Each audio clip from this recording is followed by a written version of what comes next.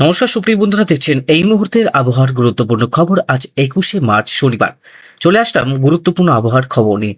সুপ্রিয় বন্ধুরা, আপনারা কোন জেলা থেকে দেখছেন এবং কোন শহর থেকে দেখছেন অবশ্যই আমাদের ভিডিওর কমেন্ট বক্সে লিখে জানাবেন। তো শুরু করছি আজকের প্রতিবেদন।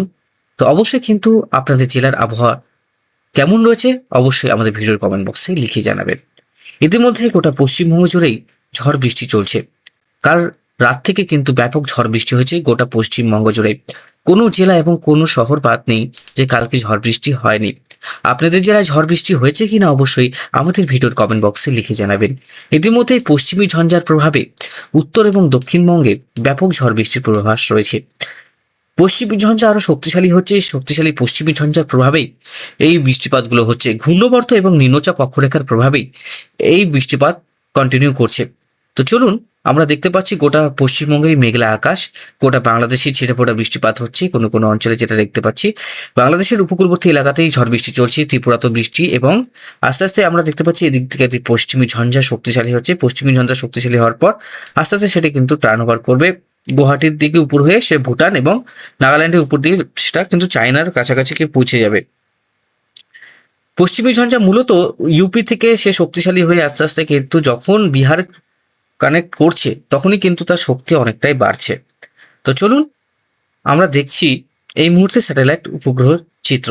আমরা এই মুহূর্তে বজ্রবিদ্যুৎ সহ বৃষ্টির কোথায় কোথায় সম্ভাবনা রয়েছে সেটা আপনাদেরকে জানাবো। শনিবারে মোটামুটি আমরা লক্ষ্য করতে পারছি কিছুক্ষণের মধ্যেই ঝড় বৃষ্টির সম্ভাবনা রয়েছে। সেটা হচ্ছে বহরমপুর, আর হচ্ছে মুর্শিদাবাদ, আর হচ্ছে কৃষ্ণনগর, আর হচ্ছে কলকাতা, তারপর হচ্ছে বোলপুর, সাঁইথিয়া, আসানসোল, ধানবাদ, তারপর হচ্ছে বারকুন্ডা, তারপরে দেওঘর, গয়া, মালদা, এবং হচ্ছে মুজাফফরপুর, মধুবনী, নির্মলী, ভারতনগর, আরডিয়া, কিষানগঞ্জ, এই সমস্ত অঞ্চলে কিন্তু ব্যাপক ঝড় বৃষ্টি হচ্ছে। আর কিছুক্ষণের মধ্যে কৃষ্ণনগর, নদিয়া, পুরুলিয়া, বাঁকুড়া, বীরভূম এবং উত্তর চব্বিশ পরগনা এবং দক্ষিণ চব্বিশ পরগনাতে ঝড় বৃষ্টির সম্ভাবনা রয়েছে। ওয়েদার যেহেতু ঠান্ডা রয়েছে, ঝড়ের পরিমাণটা কম থাকবে।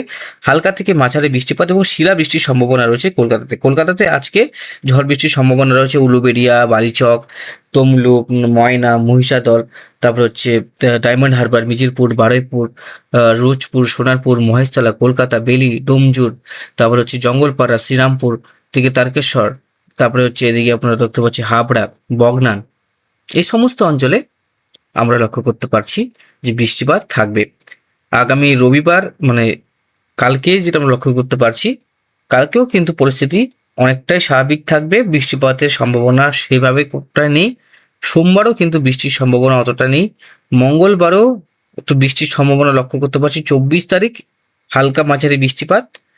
আর হচ্ছে বুধবারও কিন্তু বৃষ্টি নেই। বৃহস্পতিবারে হালকা মাঝারি বৃষ্টিপাত দক্ষিণবঙ্গে। আস্তে আস্তে কিন্তু টেম্পারেচার অনেকটাই বাড়বে, গরম কিন্তু অনেকটাই এক হারে বেড়ে যাবে।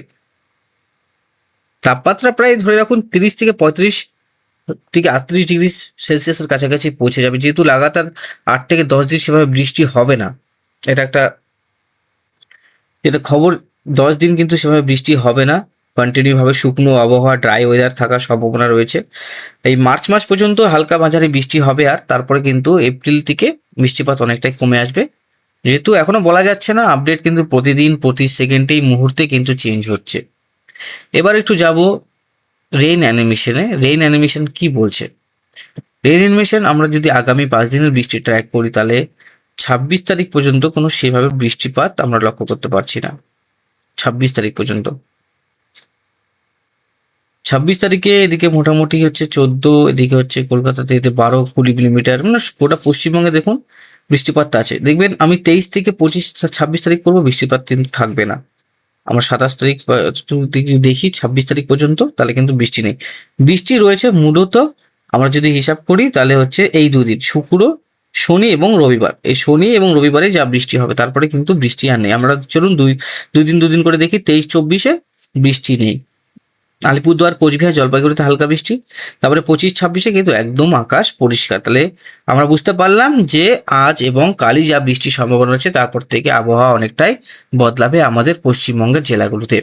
আজকে দক্ষিণবঙ্গে সমস্ত জেলাতেই ঝড় বৃষ্টির সম্ভাবনা রয়েছে। 30 থেকে 40 কিলোমিটার প্রতিবেগে আছড়ে পড়তে পারে কালবৈশাখী ঝড়। তো অবশ্যই সাবধান থাকবেন, নিরাপদ থাকবেন, অবশ্যই কংক্রিট জাতীয় জিনিসের নিচে থাকবেন। আর বজ্রপাতও থাকবে এই সময়, বজ্রপাতও কিন্তু ভয়ঙ্কর থাকে, বজ্রপাত ভালোই হবে। তো অবশ্যই সাবধান, নিরাপদ স্থানে থাকার চেষ্টা করবেন। তো শর্ট করে আমি আপনাদেরকে আপডেটগুলো দিয়ে রাখলাম, সবার কাছে সময় অনেক কম। তো আজকের মতন এখানে সমাপ্ত করছি। ধন্যবাদ, ভালো থাকবেন এবং সুস্থ থাকবেন।